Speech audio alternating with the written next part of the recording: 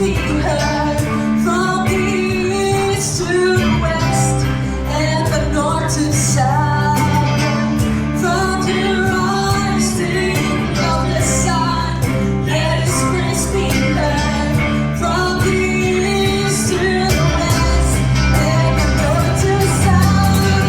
Everything that has breath, praise the Lord forever. Everything in my soul, praise the Lord.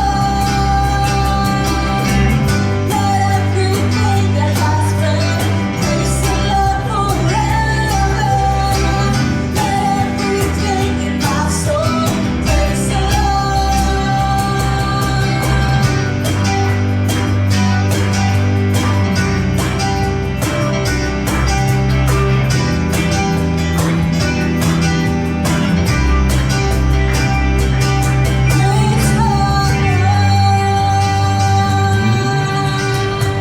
We praise you, Lord God.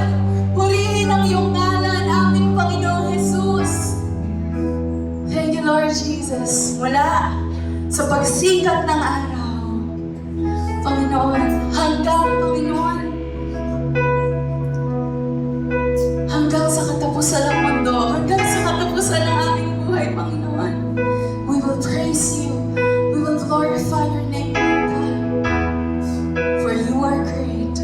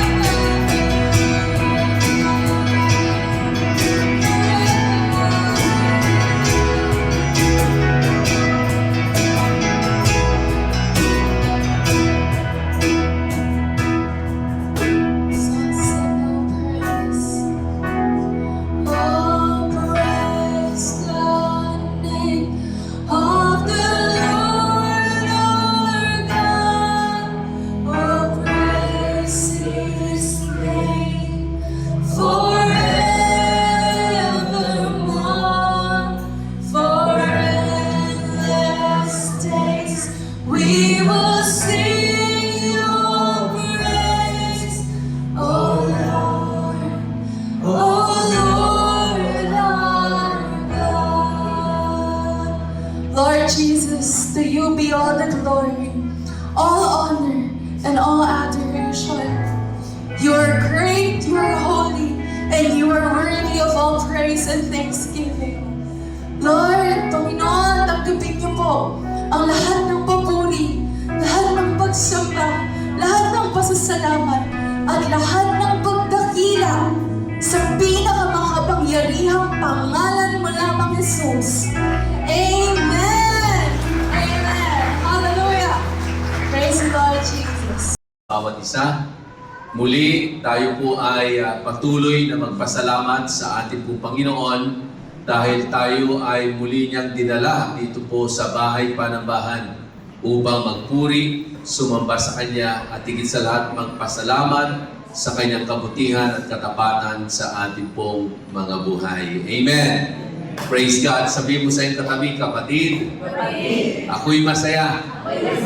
Katabi kita ngayon. Palampakan po natin ang ating Panginoon. Bago po ako dumako sa pagbabahagi ko po ng salita ng ating po Panginoon sa umaga nito, nais ko lamang pong magpasalamat sa bawat isa sa inyong pong mga panalangin na ginawa sa inyong pong pastor. Naging matagumpay po ang aking mga meetings nung ako po ay nagpunta ng Thailand. And then after that, isang araw lamang po ako nandito, and the next morning ay pumunta naman po ako ng Surigao del Norte, sa Siargao, sa isang isla na ang pangalan po ay Socorro. Kung maalala niyo po, ang islang ito ay dito po namumugad yung maraming mga kulto na ang namumuno ay si Senyor Aguila. Gaya po ng narinig niyo po ng mga nakaraang mga patutuo ko, ito na po yung pangatlong taon na kami po ay pumunta doon para magbahagi ng salita ng Diyos at higit sa lahat, mapalakas, ma-encourage, mapatibay ang ating po mga kapwa lingkod ng Diyos at higit sa lahat ng mga mananampalataya po sa lugar po ng isla ng Socorro. Sa kabutihan po ng Panginoon ay nagkandak po kami ng halos 4 na araw na gawain doon. So, napakabuti ng ating pong Panginoon dahil grabe ang pagkilos at paggalaw ng ating pong Panginoon. Ang napakaganda po ay yung mayor po ng bayan ng Socorro, na kung saan po ay siya rin po ay miyembro ng grupo po ni Senyor Aguila, ay unti-unti na pong kinikilusan ng ating pong Panginoon dahil yung ating pong grupo, yung aming pong team ay ini-invite na po na magbahagi ng salita ng Diyos sa lahat ng mga empleyado po sa munisipyo. Palapakan po natin ang ating Panginoon.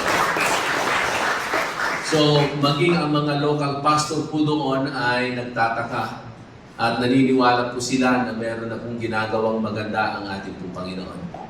At kung amin pong titignan ay talagang kokonti pa ho ang mga Kristiyano sa lugar na iyon. Siguro nasa 98% pa ho ng mga tao sa lugar na iyon ay nandun pa ho sa paniniwalang wala sa Biblia, o yung tinatawag po nating mga kulto pa rin po sila. So patuloy po nating isama sa ating pong pananalangin ang ating pong mga kapatiran sa lugar na iyon, na sila ay patuloy na samahan, kasiyahan ng ating pong Panginoon, na sila ay gamitin ng Diyos, na marami pang mga tao sa lugar na iyon ay maakay sa ating pong Panginoon. Dahil naniniwala po tayo, ano man po ang ating pong kalalagayan, ano man po yung ating pong pinag-aralan, bata ka man, dalaga ka man, binata ka man, may asawa o matanda ka man, pwede kang gamitin ng ating pong Panginoon. Amen? So napakabuti po ng Diyos dahil ang Diyos talaga ang magliligtas. At gagaya sa panahon na meron po tayo, napakagulo. Hindi natin na alam kung ano ng klaseng buhay at anong klaseng kinabukasan na ang meron ang tao dahil nga sa nangyayari sa buong mundo, maging sa ating pong bansa. Pero isang bagay lamang ang ating pong panghahawakan. Sa Diyos ay meron po tayong magandang kinabukasan. Amen? Sabi ko sa iyong katabi, sa Diyos ay meron tayong magandang kinabukasan. Kaya sa Diyos lamang po tayo patuloy na maglagak ng ating pagtitiwala at pananampalataya sa Kanya. Huwag po sa tao, kundi sa Diyos lamang. Sa umagang ito, ihanda po natin ang ating pong mga sarili at ang ating pong mga puso, maging ang ating pong mga pandinig sa salita ng ating pong Panginoon dahil yung pag-aaralan po natin ay meron pong malaking bahagi po ito sa ating pong mga buhay bilang mga mananampalataya at bilang mga sumusunod sa ating pong Panginoon bilang isang Kristiyano. So, gaano ba talaga tayo dapat mamuhay bilang isang mananampalataya o bilang tagasunod ng ating pong Panginoong Jesus? Sa umagang ito, nais ko pong ibahagi sa inyo kung gaano kahalaga ang isang buhay ng isang lingkod, tinawag at pinili ng ating pong Panginoon. Pag sinabing lingkod, tinawag at pinili ng ating pong Panginoon, hindi lamang po ito tungkol sa mga pastor, hindi lamang po ito tungkol sa mga nagbabahagi ng salita ng Diyos, kundi sa lahat ng nakakilala sa ating pong Panginoon, sa lahat na nagsuko ng buhay sa Kanya. No? So, hindi lamang basta alam natin na tayo ay lingkod ng Diyos, pero dapat tayo po ay maging mabuting lingkod ng Diyos. Be a good servant. Ano? And then, not only to be a good servant, but also to be a useful servant. Kagamit-gamit ba tayong lingkod ng ating pong Panginoon? Not only to be a good servant and to be a useful servant, but also a servant that at the end of the day, ating pong maririnig sa ating pong Panginoon ang mga katagang, "Well done, good and faithful servant." Alam niyo po, hindi lahat ng mga sumusunod sa ating pong Panginoon ay mabuting tagasunod ng Diyos. Hindi lahat ng naglagak ng buhay sa ating pong Panginoon ay namumuhay ng kaaya-aya at kalugod-lugod sa harapan ng ating pong Panginoon. Kaya nga, to be able for us to be a good servant, to be a useful servant of God, that in the end of the day, maririnig po natin ang salitang, "Well done, my good and faithful servant." Kailangan po nating maging maingat. Ulitin ko po, kailangan nating maging maingat sa ating pong pamumuhay, sa ating pong paglakad bilang mga anak ng Diyos. We need to be careful in our living, in our walking as a followers of Jesus. Dahil sabi po ng banal na kasulatan, itong huling panahon, maraming mga tao ang maliligaw, maraming mga tao ang malililang. Ano? Dahil ang kanilang isipan, ang kanilang mga puso, ang kanilang mga paningin ay nakatuon sa pamumuhay kung ano ang kayang ibigay ng mundo ito. Ulitin ko po, sabi po ng banal na kasulatan, bagamat tayo ay nasa mundong ito, pero hindi tayo ayon sa takbo ng mundong ito. Amen? Dahil tayo ay iba na. Tayo ay mga anak ng Diyos na binago ang buhay, na merong tamang buhay na dapat nating tahakin at lakaran sa ating pong mga buhay. Gaya po ng ating pong pinag-aralan ng mga nakaraan, na ang sino mang nakipag-isa na kay Kristo ay bago nang nilalang. Wala nang dating pagkatao sapagkat siya ay bago na. Yes, aminin po natin ang katotohanan. Hindi po madali ang gawin ang mga bagay na ito. Wala pong overnight na ang tao ay nabago. meron pong proseso na dapat niyang pagdaanan sa kanyang pong mga buhay. Pero ang mahalaga, willing ho ba tayo na magpaayos sa ating pong Panginoon? Willing ho ba tayo na mamuhay at sumunod sa kalooban ng Diyos sa ating pong mga buhay? No? So, kailangan po nating bantayan at patuloy po tayong manalangin o kung paano po tayo mamuhay ng maayos, kaaya-aya at kalugod-lugod sa ating pong Panginoon.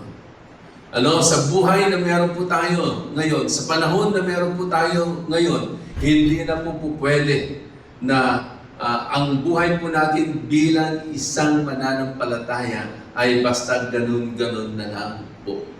Kailangan maging seryoso po tayo sa pagiging Kristiyano po natin, sa pagiging mananampalataya po natin, sa pagiging followers po natin sa ating pong Panginoon. Why we need to watch and why we need to pray how we live. Why? Sapagkat pag hindi po tayo naging maingat at tayo po ay naging careless sa ating pong pamumuhay bilang mga tagasunod ng ating pong Panginoon, pwede po tayong bumagsak sa anumang kasalanan. Amen? Pwede po tayong bumagsak sa anumang kasalanan. Dahil ang tukso ay laging nandyan sa buhay po natin.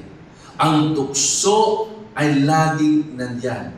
Ang kaaway ay laging naghihintay ng panahon, ng pagkakataon upang tayo ay kanyang mabiktima. Amen? Kaya nga sabi ng banal na kasultan, huwag nating bigyan kahit konting pagkakataon ang kaaway na makakilos at makagalaw sa ating pong mga buhay.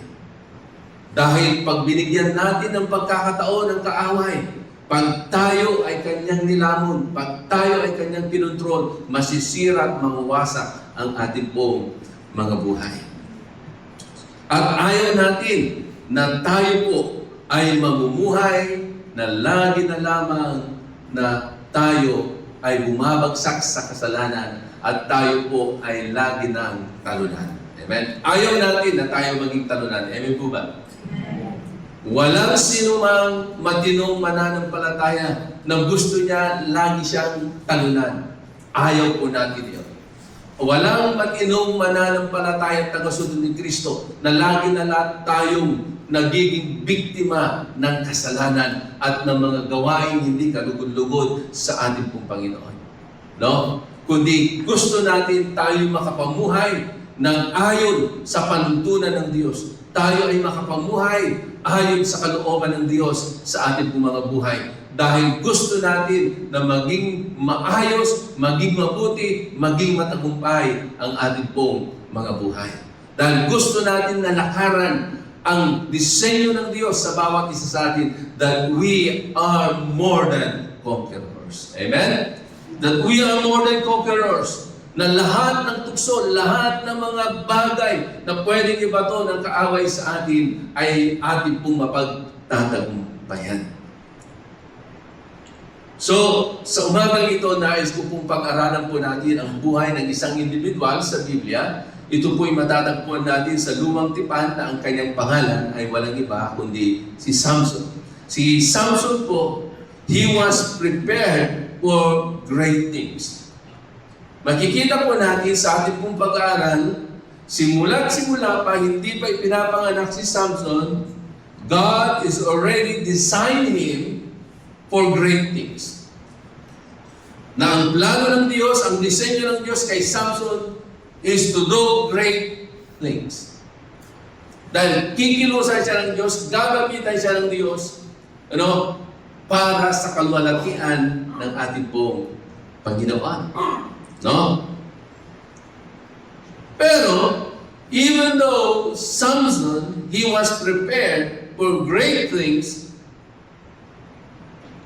he was defeated because of careless living. Siya ay naging talunan dahil naging careless siya sa kanyang pamumuhay. Alam niyo ba, dahil hindi tayo naging maingat, masyado tayong nadaya, hinayaan natin na ang kaaway ang manguna sa ating pong mga buhay, naging talunan po tayo. Ganoon ang nangyari sa buhay po ni Samson because of his careless living. He has a great potential, he has a great opportunity, but he is squandering on himself. Yung mga pangako ng ating pong Panginoon sa kanyang pong buhay, yung nais ng Diyos na mangyari sa kanyang pong buhay, ay hindi nangyari dahil sa kanyang kagagawan. Ano? So, alam niyo ba na merong napakagandang purpose ang Diyos sa buhay ng tao? At ang purpose ng Diyos sa bawat tao, bawat isa po sa atin ay upang makapagbigay ng kaluguran sa Diyos, to give glory unto Him. Okay? Kaya nga, kailangan nating mamuhay ng maayos, ng kalugod-lugod sa harapan ng ating pong Panginoon. In 1 Corinthians chapter 6, verse 19 to 20. Sabi po dito, bakit ang disenyo ng Diyos at ang layunin ng Diyos sa tao is to give glory unto Him. Sabi ganoon ni Apostol Pablo, you are not your own, for you were bought with a price. So glorify God in your body. Okay? Ulitin ko. Sabi ni Apostol Pablo sa mga mananampalataya sa Korinto. Kaya nasabi ni Apostol Pablo ang mga katagang ito, kasi ang mga mananampalataya doon sa Korinto noong mga panahon na yon, sila yung mga tao na gusto nilang gawin kung anong gusto nila sa kanilang buhay. Hindi na sila sumusunod ayon sa panuntunan ng salita ng Diyos. Kumbaga sila yung lumayo na. Ano? Pero, pinaunawa ni Apostol Pablo at pinaalala muli ni Apostol Pablo yung mga salitang ito, that you are not your own, for you were bought with a price. Ayun naman talagang katotohanan ng bawat isa po sa atin, tayo ay tinubos ng ating pong Panginoon mula sa kapahamakan, mula sa mga kasalanan na meron po tayo, mula sa masasamang gawa, no? Sa isang napakamahal na pagkatubos. Dahil ang pinatubos ay hindi lamang basta dugo, kundi dugo ng ating pong Panginoong Hesus. At ang ating pong Panginoong Hesus ay namatay sa bawat isa po sa atin.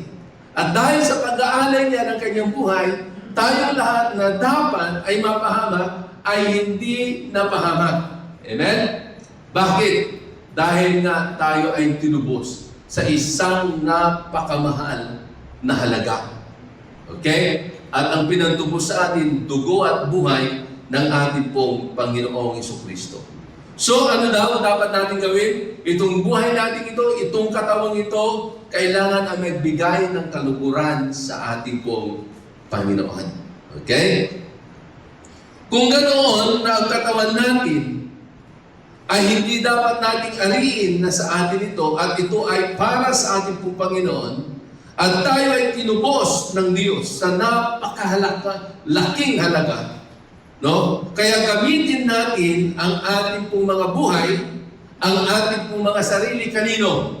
Sa Diyos. Kailangan natin gamitin ang ating pong mga buhay sa Diyos. Okay?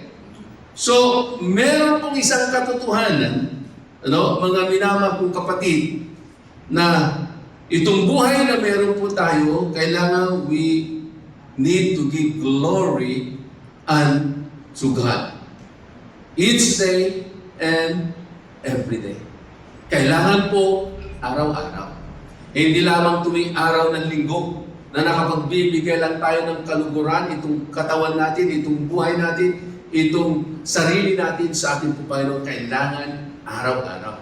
Kaya nga sabi ng banal na kasulatan, araw-araw kailangan nating mamatay sa ating mga sarili. We need to take up our cross daily upang ating maialay ng lubos at kalugod-lugod ang ating pong mga sarili araw-araw. So tingnan natin ang naging buhay po ni Samson. Kung bakit sa buhay po ni Samson ay magbibigay sa atin ng reminder to be careful how we live. Kung paano tayo magiging maingat sa ating pong pamumuhay bilang mga mananampalataya at tagasunod ni Kristo. Sa aklat po ng Judges, chapter 13, in verse 1 up to verse 5. Tingnan po natin ang sinasabi po ng salita ng Diyos. Sabi po dito in Judges chapter 13, beginning verse 1 to 5. Again, the Israelites did evil in the eyes of the Lord. So the Lord delivered them into the hands of the Philistines for 40 years. A certain man of Zorah named Manaah from the clan of the Danites had a wife who was childless, walang anak kasi siya ay baog, unable to give birth. The angel of the Lord appeared to her and said, "You are barren and childless, but you are going to become pregnant and give birth to a son. Now, see to it that you drink no wine or other fermented drink, and that you do not eat anything unclean. You will become pregnant and have a son whose head is never to be touched by a razor, because the boy is to be a Nazarite dedicated to God." Amen? So, dito pa lamang makikita po natin kung ano ang nangyari bago ipanganak ang batang ito na ang kanyang pangalan ay si Samson. Pero bago nangusap ang anghel ng Diyos sa babaeng ito na baog, na naging nanay ni Samson, dahil ang mga Israelita noong unang panahon, panahon na iyon, ay namuhay ng hindi kalugod-lugod sa Diyos. At dahil sila ay namuhay ng hindi kalugod-lugod sa ating pong Panginoon, paulit-ulit silang gumagawa ng kasamaan at paulit-ulit silang nagkakasala sa ating Panginoon, at marami rin sa kanila tinalikuran nila ang Diyos na buhay, kinalimutan nila ang magagandang ginawa ng Diyos sa kanilang mga buhay, at nakalimutan nila ang ginawa ng Diyos sa kanilang mga ninuno doon sa ilang.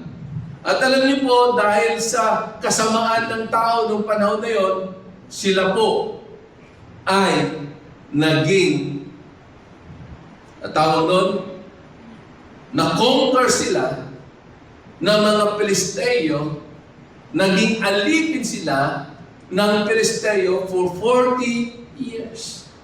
Ganoon katagal dahil sa kasalanan. Pero dahil sa ganoong kalalagayan, ang Diyos ay merong plano. Ang plano niya, sa pamamagitan ng isang baog na babae, siya ay magdadalang tao at ipanganganak niya ang isang batang lalaki, at itong batang lalaki ito hanggat maaari ay hindi iinom ng matapang na alak o fermented wine, at hanggat maaari huwag siya kakain ng mga pagkain na unclean. Okay? At huwag siyang magpapaputol o magpapagupit ng kanyang buhok. Kasi siya ay isang Nazarene. Okay? Na ang kanyang buhay ay inalay sa Diyos. Dedicated to God. Sa ating pong mga buhay, bawat isa po sa atin, tayo ay espesyal sa paningin ng ating pong Panginoon. May mga panahon sa buhay po natin, nung hindi pa tayo nakakilala sa Diyos, tayo ay namuhay ng malayo sa Diyos. Tayo ay namuhay na punong-puno ng pagkakasala. Mga bagay na nagawa natin na hindi kalugod-lugod sa paningin ng ating pong Panginoon. Pero bago pa ho tayo ipanganak, ilabas sa sinapupunan ng ating pong mga magulang, meron ng magandang plano ang Diyos sa bawat isa po sa atin. Pero dahil sa kasalanan, ang tao ay napalayo sa Kanya. Okay? Hindi tayo perfecto, kagaya ni Samson, hindi rin siya perfecto. Pero siya'y ginamit ng Diyos upang ang mga Israelita ay makalaya mula sa pagkakaalipin ng mga Pilisteo. Ganon din po tayo. No? Dahil tayo nakipag-isa sa ating pong Panginoon, tayo ay pinalaya sa ating pong mga kasalanan. Tayo ay pinalaya sa anumang mga sumpa mula sa kasalanan na ating pong mga nagawa. So tuloy po tayo. Dito po sa pangyayari ito, makikita po natin na ang Diyos ay meron talagang dakilang plano sa kanyang mga nilikha. At kaya nga, siya ay gumawa ng paraan. Yung baog na babae ay nagbuntis at ipinanganak nga ang isang lalaki na ang kanyang pangalan ay si Samson. Pero tignan po natin. Habang lumalaki itong si Samson, hindi naman nagkulang ng pangangaral ang kanyang mga magulang.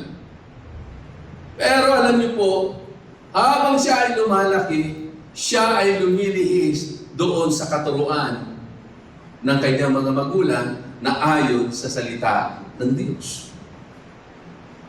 Mas pinili ni Samson kung ano ang gusto niya at kung ano ang inuudyok ng kanyang sarili.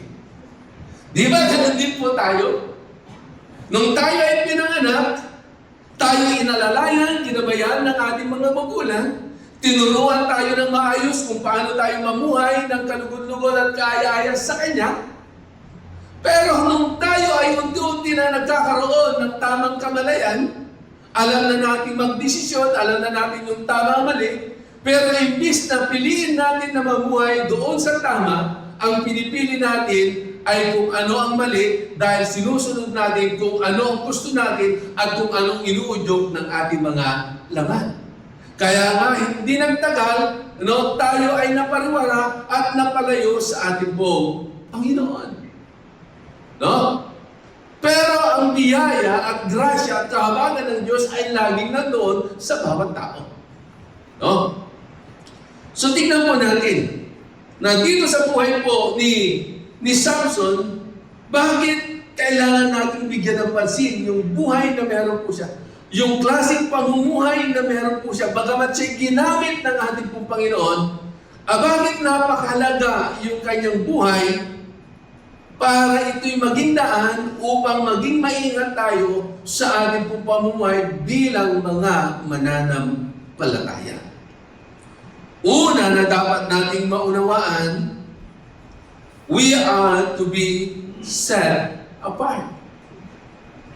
Na hindi lamang tayo pinili ng Diyos, kundi tayo ay,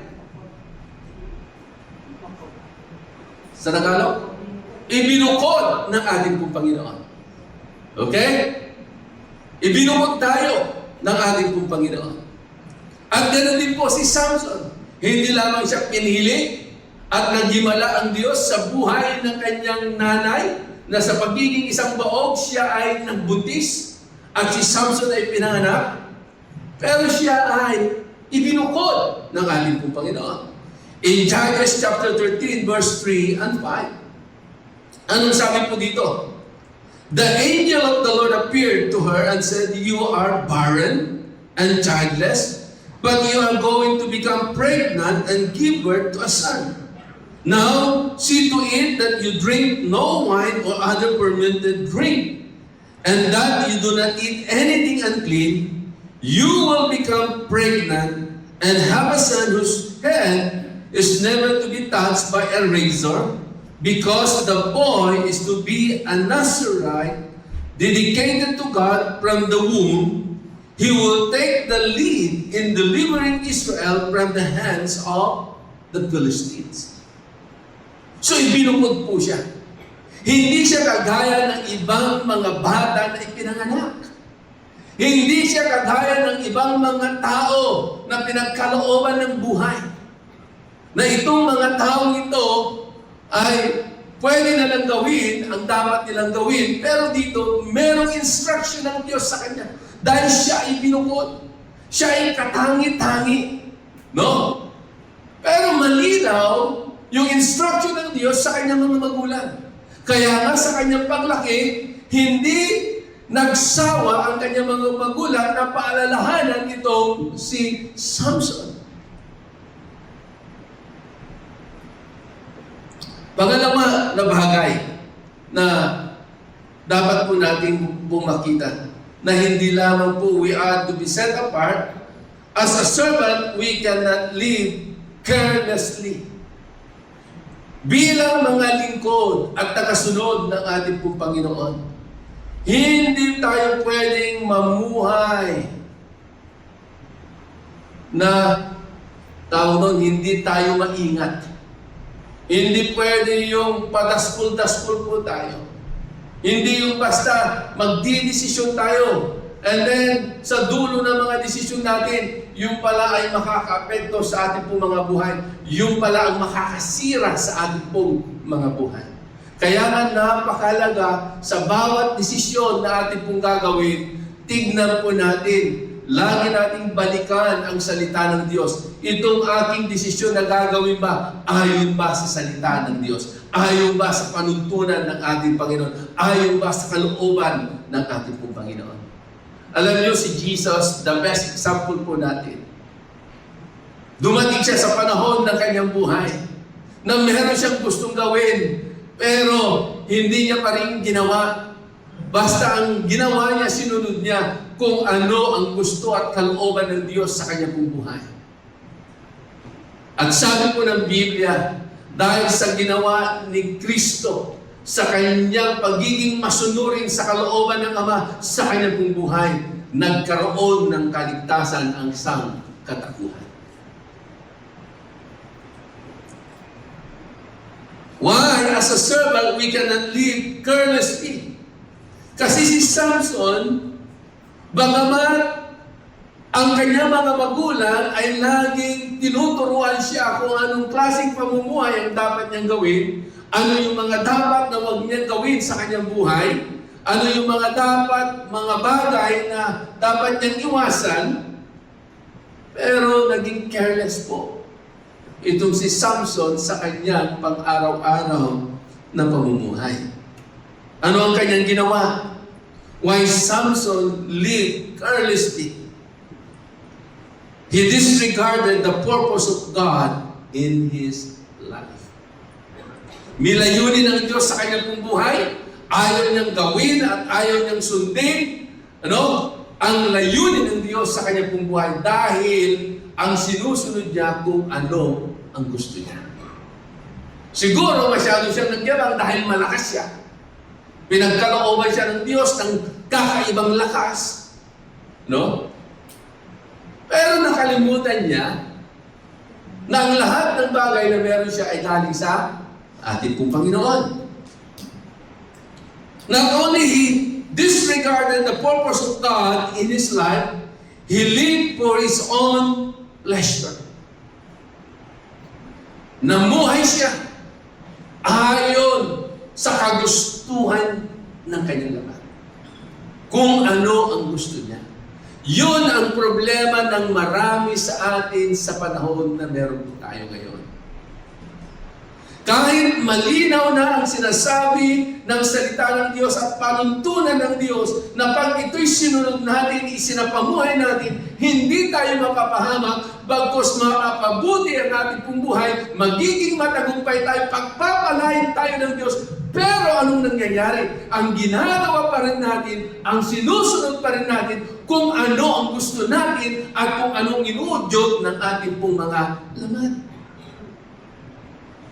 Kaya minsan nagtataka ka, bakit parehas naman kami ni sister, ni brother, na naglilingkod sa Diyos, na sumasamba, nagpupuri, naglilingkod sa Panginoon, parehas naman kami nagsuko ng buhay, pero bakit mas maayos ang kanyang buhay? Tingnan natin ang ating mga sarili. Salaminin natin ang ating pong mga sarili. Tayo ba ay sumusunod doon sa panuntunan ng ating pong Panginoon? Bakit lagi na lang siya nagtatagumpay? Ako lagi na lang talunan.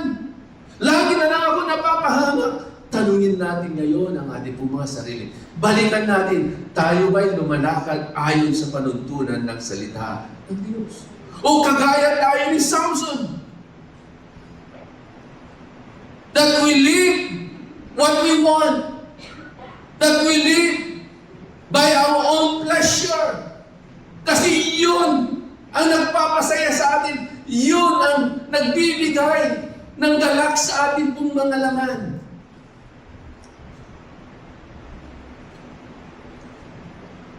Not only he lived for his own pleasure, but he lived selfishly.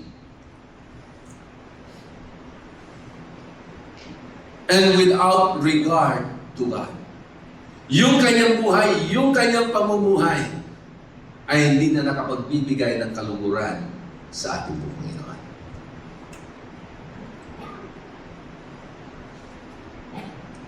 Merong tatlong bagay na makikita po natin sa buhay po ni Samson. 3 things we can see from this text about his life. Una, bakit hindi siya naging kalugod-lugod sa ating Panginoon bagamat simula pa, hindi pa siya pinapanganak, nangusap pa lang ang anghel ng Diyos sa kanya, siya ay ibinukod na ng ating pong Panginoon. Number 1, a violation of the law.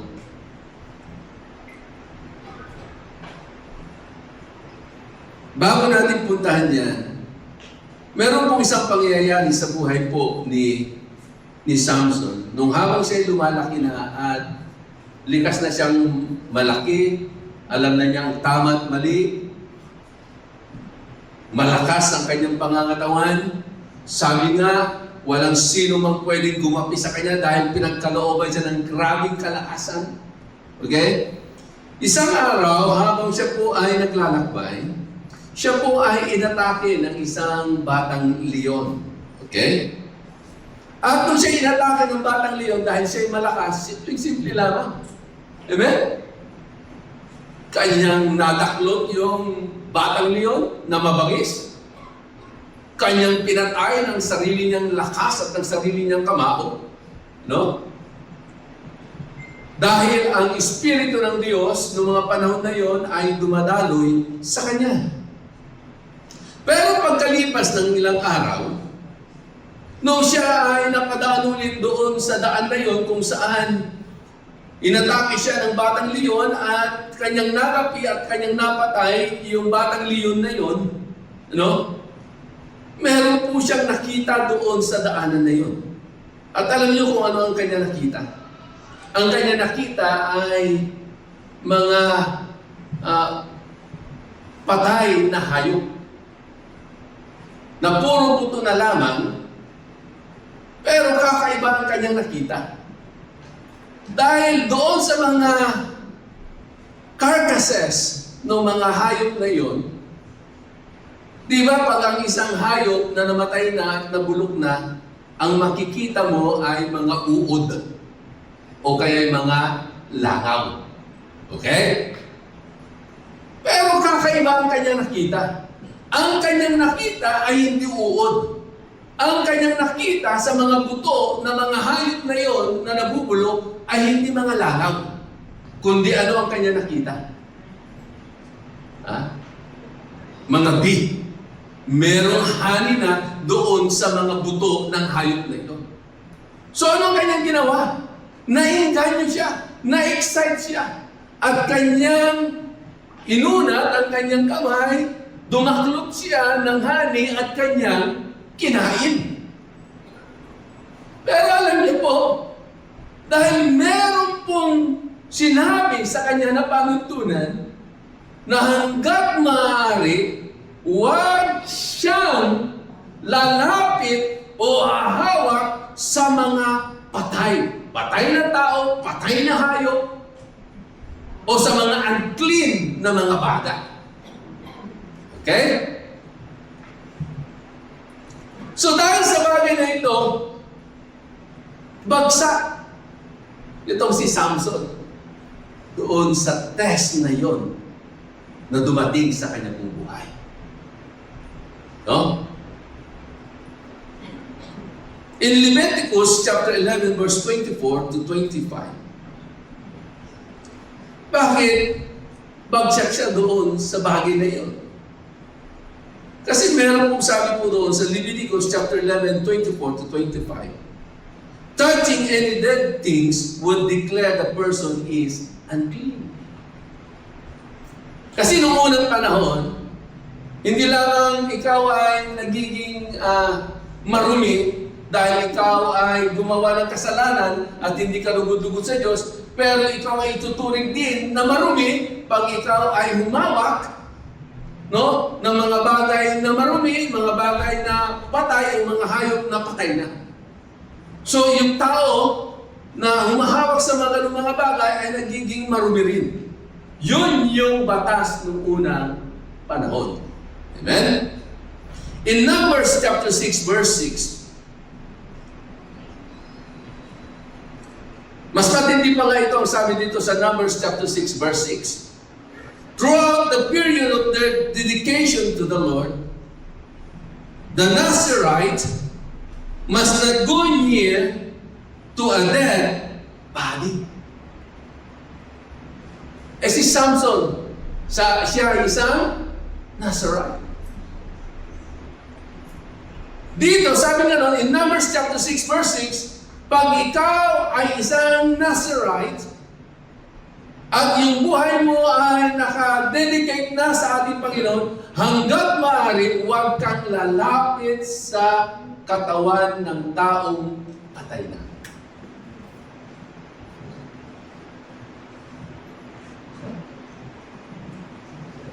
In Judges chapter 14, verse 8 to 9, ito pa ang hindi magandang ginawa ni Samson. He even gives some to his parents and they became defiled. Hindi lang siya ang gumawa ng ganung bagay.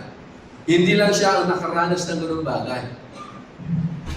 Binigyan niya rin ang kanyang mga magulang. Siya na nga ang nagkasala. No? Ipinahamak niya pa ang kanyang mga magulang. Number 2. Una, anong naging dahilan, naging careless ang buhay po ni Samson because of his violation of the law. Pangalawa, because of a forbidden wife. Makinig po tayo mabuti-buti ito. Because of a forbidden wife.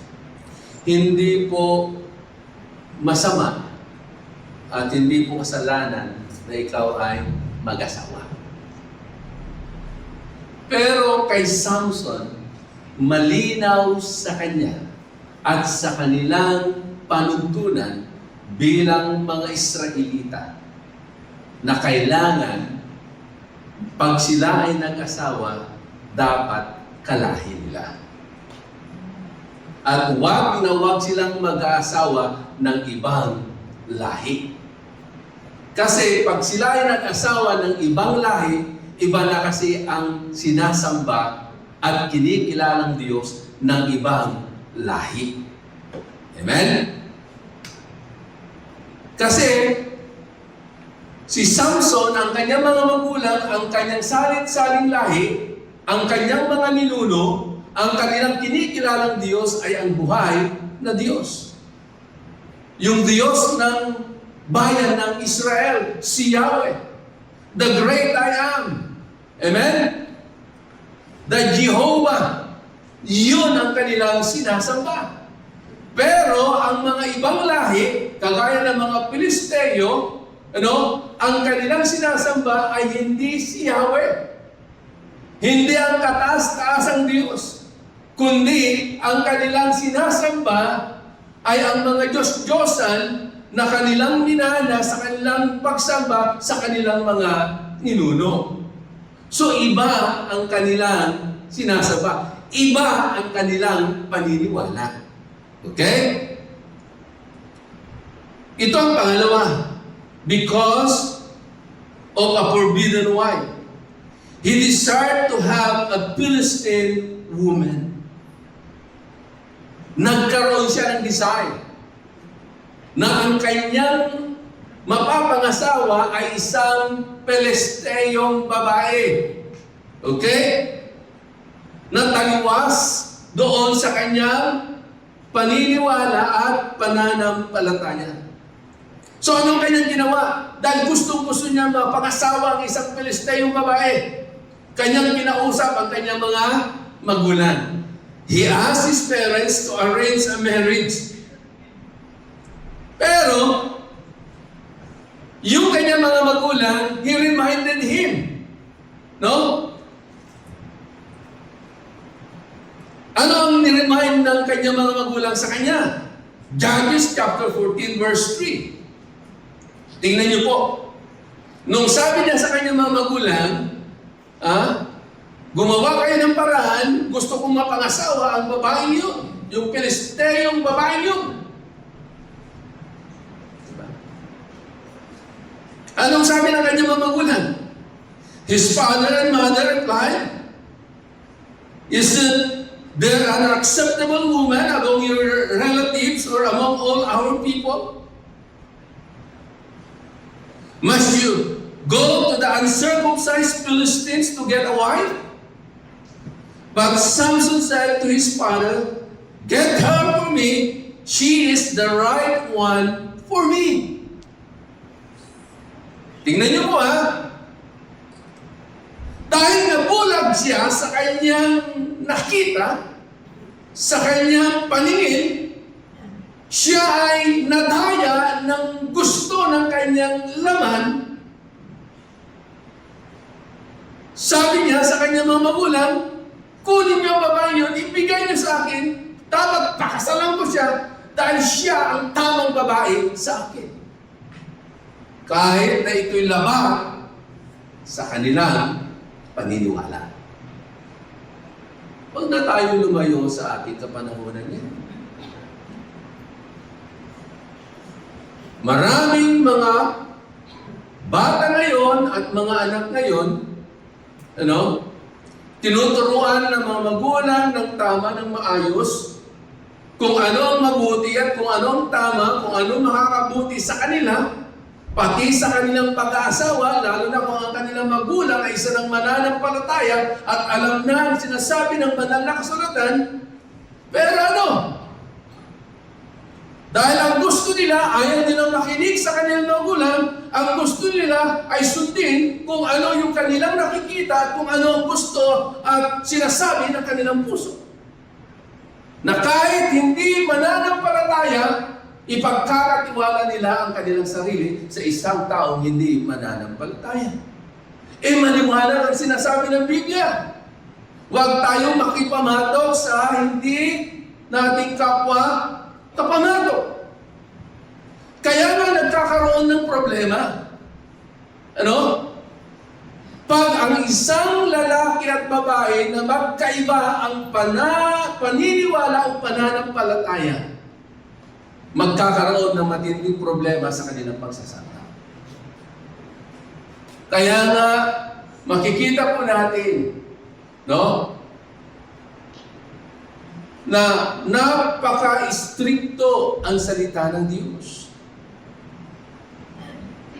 Kung nais natin na kaluguran ng Diyos, yung bawat desisyon po natin, lalong-lalo na sa pagpili ng karelasyon, lalong-lalo sa pagpili ng mapapangasawa, makinig yung mga batang lalaki at babae na nandito.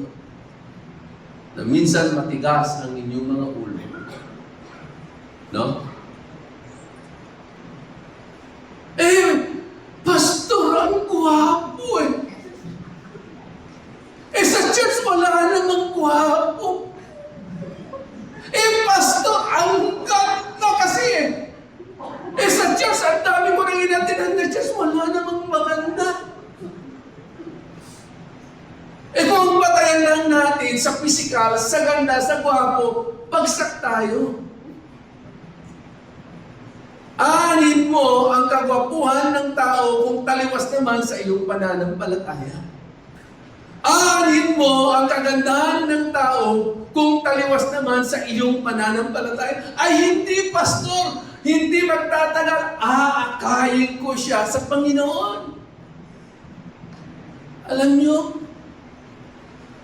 minsan magaling tayong magrason, pero hindi natin alam, sa sarili nating mga rason, tayo ang nabiktima. Tuloy natin. Kay Samson, ipinagpilitan niya yung gusto niya. Nag-asawa siya ng isang babaeng Pilisteo. At hindi nagtagal. Hindi siya nakontento doon sa kanyang asawa. At alam nyo, siguro sa tingin ni Samson nung mga panahon na yon, kagaya din ng mga pananaw ng mga tao ngayon, ang ganda kasi. Di ba, hindi mo na ako susunod sa aking magulang, hindi mo na ako susunod sa sinasabi ng salita ng Diyos, pero darating pa nung baka maakay ko rin ito. Alam niyo ba, hindi naakay ni Samson, siya pa ang naakay. Siya pang napahamak. Pati yung sikreto na meron po siya, nasabi niya. Kasi nadaya na siya.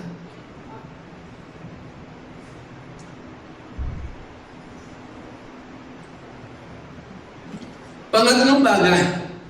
Una, a violation of the law. Pangalawa, a forbidden wife. Pangatlo, the pleasure of the flesh. Ito na yung naging dahilan ng failure at pagkabagsak ni Samson. The pleasure of the flesh. Di ba may asawa na siya? Nagkamali na nga siya sa desisyon niya. No? Talagang ipinagpilitan niya yung gusto niya. Nag-asawa siya ng hindi niya kalahi. Hindi niya kapananampalataya. Pero ito,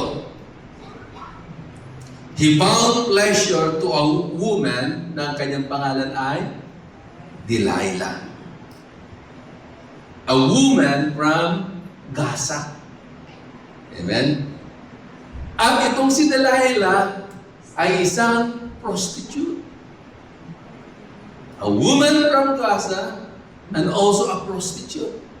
So, pag siya ay isang prostitute, meron bang prostitute na pangit? Amen? Meron bang prostitute na ang kanyang mukha ay kagaya ni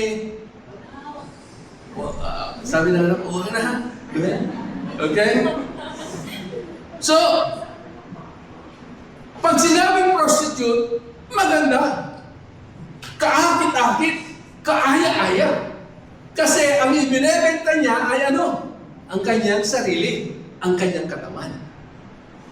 So, itong si Samson, meron na siyang asawa, nagkaroon pa siya ngayon ng pagnanasa sa isang babae na ang kanyang pangalan ay si Delilah. Na isang babae mula sa Gaza, isang babaeng prostitute, na sa tingin ng marami ang babae nitong si Delilah ay maganda at pleasing sa kanilang mga paningin. Pero, It's an impure companion sa bawat lalaki. It's an impure companion to every man. Okay? So, alam naman po natin ang kwento. So, nagkaroon po ng relasyon itong si Samson at itong si Delilah ng matagal at paulit-ulit silang nagsisiping, nagsasama hanggang nakita ng mga Pilisteo itong relasyon ni Delilah at ni Samson at ginamit nila si Delilah para malaman nila kung saan nanggagaling ang lakas nitong si Samson. Kasi kahit anong gawin ng mga Pilisteo, kahit talian siya, napakadali lamang niyang lamutin ang anumang itinatali sa kanya. Hindi siya kayang gapihin dahil sobrang lakas meron itong si Samson. Pero alam niyo kapatid, kahit gaano pa kalakas physically itong si Samson, pero meron din siyang kahinaan na kanyang ikinabagsak. Ganon din po sa atin. Huwag natin ipagyabang yung mga bagay na meron po tayo, nasasabihin natin, ito yung security natin, ito ang pwede makapag-ingat sa atin, ito ang pwede makapagsalba sa atin. Pero kapatid, merong bahagi ng ating pong buhay na pag hindi natin nabantayan at naingatan at inayaan natin ang kaaway na gamitin ang bagay na ito, pwede tayong mapahamak at pwede tayong bumagsak. Amen?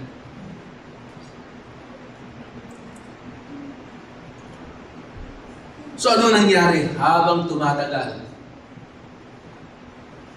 nautos siya ni Delilah hanggang nasabi niya ang dahilan. Dahil sa kanyang character at attitude, yung lakas na meron po siya ay tinanggal ng ating Panginoon. Mga minamahal kong kapatid, sa buhay po natin, may dakilang plano ang Diyos sa bawat isa sa atin.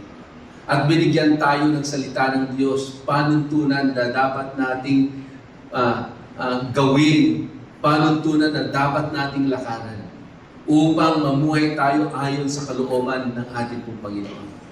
Pero minsan, binabaliwala natin ang panuntunan ng Diyos.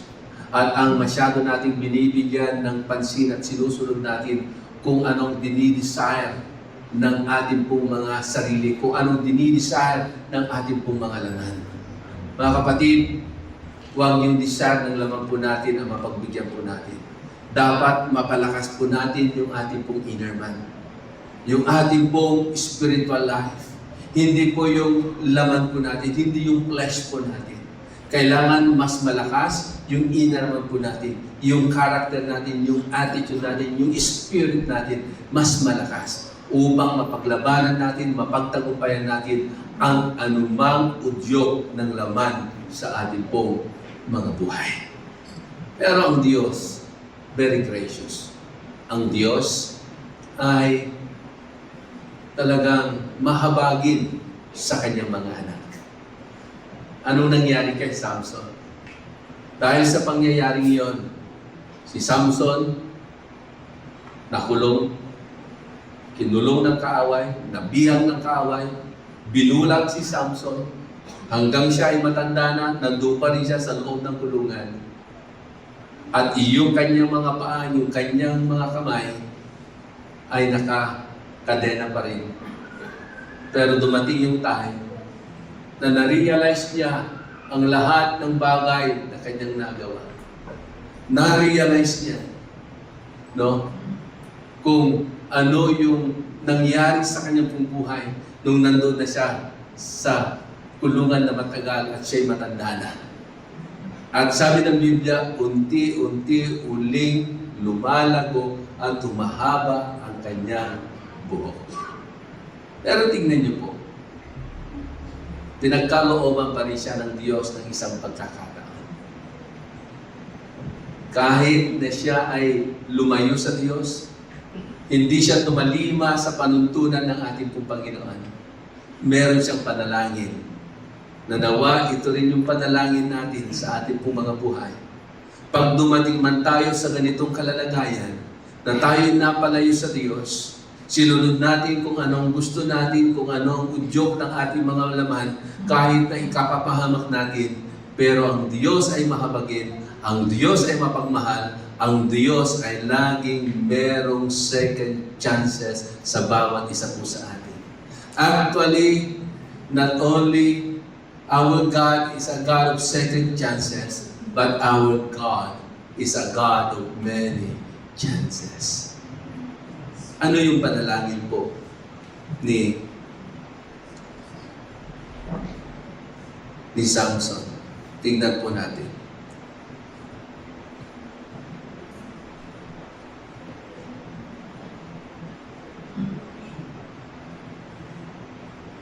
Ito po ang kanyang panalangin. Sabi ni Samson in Judges chapter 16, verse 28. Makinig po tayo mabuti at dito po tayo magtatapos. Sabi ganoon, Judges chapter 16, verse 28. Sovereign Lord, remember me. Please, God, strengthen me just one more time. Amen? Sovereign Lord, sabi ni Samson, please, strengthen me one more time. Ang Diyos naging bingi pa sa kanya. Sinabi ng Diyos, ngayon sisigaw-sigaw ka sa akin, hindi ka naman sumunod sa akin. Sinunod mo naman ang gusto mo. Ginawa mo naman ang udyok ng iyong laman. Hindi ka naman nakinig sa akin, hindi ka naman sumunod sa aking panuntunan. Hindi sinabi ng Diyos yun. Dahil ang Diyos natin ay mahabagin, ang Diyos natin ay mapagmahal, ang Diyos natin, He is a God of many chances. Kahit na ilang beses kang bumagsak, pag ikaw ay humingi ng tulong at gabay sa ating Panginoon, ikaw ay muli niyang iaangat at itatayo. Ang kailangan lamang, matuto tayo magpakumbaba sa Kanya. Matuto nating aminin sa harapan ng Diyos na tayo ay nagkasala, tayo ay nagkamali. Tayo ay naging palalo, naging suway.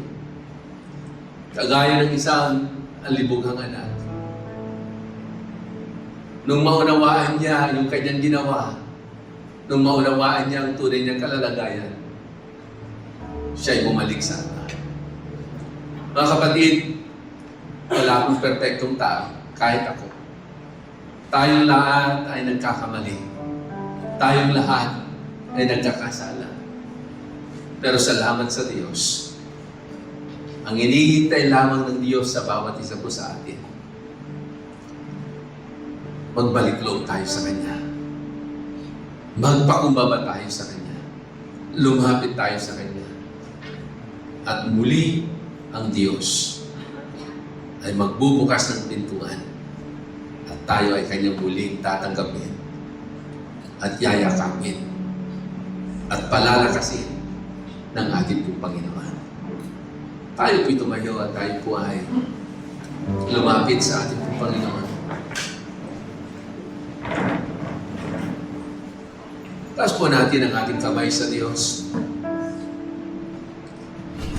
Pwede ba habang nakataas ang ating pong mga kamay, habang nakapikit ang ating pong mga mata, huwag mong intindihin ang iyong katabi na nasa iyong kanan, nasa iyong kaliwa, nasa iyong harapan at nasa iyong likod. Nais ko ng bawat isa po sa atin na nandito, atin pong ituon ang ating pong mga isipan, ang ating pong mga sarili sa Diyos. Sa Diyos na mapagmahal. Sa Diyos na mahabagin.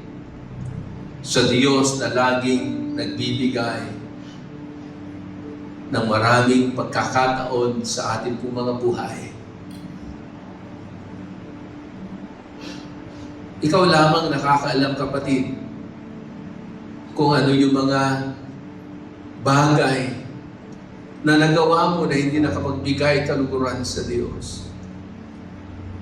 Alam mo kapatid kung ano yung mga ginawa mo na hindi ayon sa panuntunan ng Diyos. Imbis na yung gusto ng Diyos ang ginawa mo, ang nagawa mo ay kung ano ang udyok ng iyong sarili at ng iyong laman. Kapatid, ang Diyos ay nandito ngayon. Nasa ating kalagitnaan. Kung paano si Samson nagpakumbaba. Muli siyang bumalik sa Diyos at humingi ng tulong sa ating Panginoon. At ang Diyos ay pinakinggan ang kanyang panalangin. Ganon din ang Diyos sa umagang ito. Ang kanyang pandinig ay hindi sarado. Kanyang pakikinggan ang bawat panalangin na iyong gagawin sa oras na ito. Ikaw ay kanyang tatanggapin sa iyong paglapit sa kanya. Lumapit tayo na punong-puno ng kapakumbabaan. Hallelujah. O Rabba Shenda Rabba Bayente. Shika Rabba Bayente Rabba Suko Rabba Baba.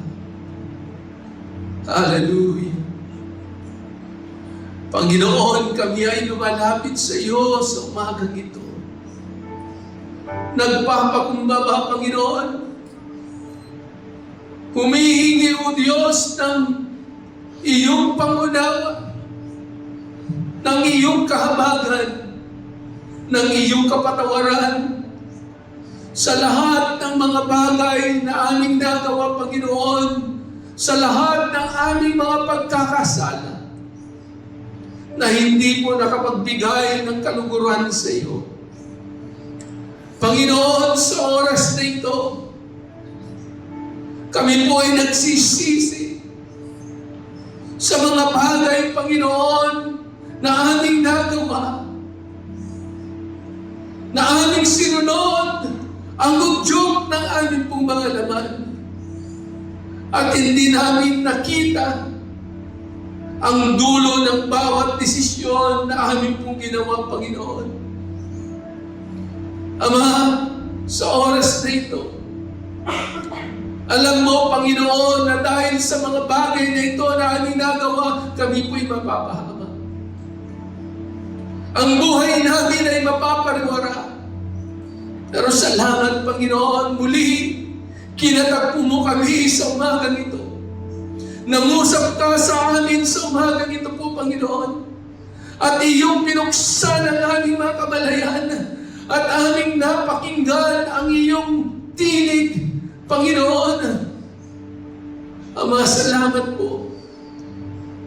Dahil narinig namin ang mga mensaheng ito. Ayaw mo na kami ay mapahamak. Kaya, Panginoon, sa oras na ito kami ay nagpapakumbaba sa iyong harapan. Oh, Panginoon, saliksikin mo ang aming mga puso. Kung meron kang nakikita, Panginoon, na mga bagay na hindi ka lugod-lugod sa iyo, sa aming mga puso, iyong alisin, iyong linisin, O God. Ama, alam mo ang bawat kahinaan namin. Lord, sa oras na ito, aming isinusuko ang mga kahinaan ito sa iyo, na nagiging dahilan, O Diyos, upang kami ay magkasala at hindi namin masunod ang iyong kalooban at masunod ang iyong panuntunan sa aming pong mga buhay. Dahil sa mga bagay na ito, Diyos, paulit-ulit kaming nagkakasala. Ama, patawarin mo kami, Panginoon. Ama, kung kami naman, Panginoon, ay kagaya ng mga tao, O Diyos, na hindi nakikinig sa payo ng aming mga magulang, patawarin mo kami, O Diyos. Bigyan mo kami, Panginoon, ng kakayanan upang simula sa araw na ito, O Diyos, kami ay matuto ng makinig sa aming mga magulang Lord, sumunod sa kanilang mga pangangaral. At higit sa lahat, Panginoon, bigyan mo kami ng kakayanan na magawa kung ano ang kalugod-lugod sa iyong harapan. Kung ano, Panginoon, ang tama. Patawarin mo rin kami, Panginoon. Kung kagaya kami ni Samson, O Diyos, na ipinilit ang gusto, mas sunod ang pita ng laman, mas sunod ang udyo ng laman. Patawarin mo kami, Panginoon. Kung kami, mga Panginoon, ay kagaya ni Samson, na mas pinili pa na makarelasyon ang hindi kapwa mananampalataya, patawarin mo kami, Panginoon. Gumawa ka ng paraan, O Diyos, na yung pagkabulat namin, O Diyos, sa mga bagay na ito, kami ay makalaya, Panginoon. O God, turuan mo kami na makita namin, O Diyos, ang katotohanan sa aming mga buhay, upang malakaran namin, Panginoon, kung ano ang tama, kung ano ang kalugod-lugod, kung ano ang kaaya-aya sa iyong harapan, O Diyos. Dahil wala kang plinano na pangit sa amin. Wala kang dinisahil sa bawat isa na iyong nilalang na mapapahamak, kundi ang bawat isa, O Diyos, ay mamuhay ng kaaya-aya, kalugod-lugod at ganap. Salamat po. Ama, kami ay nagpupuri, nagpapasalamat dahil alam namin mahal mo kami. Ayaw mo ng bawat isa sa amin ay mapahamak. Kaya Panginoon, sa oras na ito muli, amin pong isinusuko ang amin pong buhay sa iyo. Patuloy na ito'y pakabanalin mo. Isang maging buhay na handog sa iyong harapan, O Diyos. Salamat po. At tulungan mo kami na patuloy naming maunawaan kung ano ang mabuti, maganda at kalooban mo sa amin pong mga buhay. Salamat po, Diyos. Pagpalain mo ang bawat isa. Kalingain mo ang bawat isa. Hayaan mo na patuloy nilang maranasan ang iyong pag-ibig, ang iyong kapatawaran sa kanilang mga buhay, ang iyong pag-iingat, ang iyong biyaya, ang iyong pagpapalay, patuloy nilang maranasan. At sa oras din ito po, Panginoon, patuloy ka naming kinikilala na ikaw ang Diyos na dakilang manggagamot, na sa pamamagitan ng mga sugat at latay na tinamo ni Jesus, lahat ng sakit at karamdaman ay binigyan mo na ng kagalingan. Kaya, Panginoon, sa oras na ito, iunat mo ang iyong pong mapaghimalang makamay at hipuin mo ang bawat isa na mayroong sakit at karamdaman sa amang parte ng kanilang katawan na may problema. Hipuin mo po, Panginoon, at ipadaloy mo ang kagalingan at himala sa pangalan ni Jesus. In the name of Jesus, kinikilala ka rin namin, Panginoon, na ikaw ang aming dakilang Jehovah Jireh, ang Diyos na nagpo-provide. Salamat, Father God, na sa inyo hindi kami magkukulang. Kaya, Panginoon, buksan mo ang durungawan ng langit at ibuhos mo ang iyong pagpapala sa iyong mga anak. Maranasan nila, Panginoon, na ikaw ang kanilang Jehovah Jireh, ang kanilang El Shaddai, the God who is more than enough. Salamat po. Dalangin din namin, Panginoon, ang bawat miyembro ng aming pong mga pamilya. Lord, dalangin po namin, nakatagpuin mo sila. Kung paano kami nakakilala sa iyo, ganun din po sila, Panginoon. Ito ang aming dalangin. Katagpuin mo sila. Makakilala sila sa iyo. Magkaroon sila ng assurance ng kanilang kaligtasan sa kanilang mga kaluluwa. Ama, salamat po. Idinideklara namin, Panginoon, ang iyong mga pangako at ang iyong salita. Father God, that as for me and my house, we will serve you, O God. Tunay nga, Panginoon, bawat miyembro ng aming pong pamilya ay iyong ililigtas at maglilingkod sa iyo. Kaya, Panginoon, minsan pa, sa iyo po namin ipinagkakatiwala ang lahat-lahat. Sa pangalan ng iyong anak na si Jesus, ang lahat ay magsabi na Amen and Amen.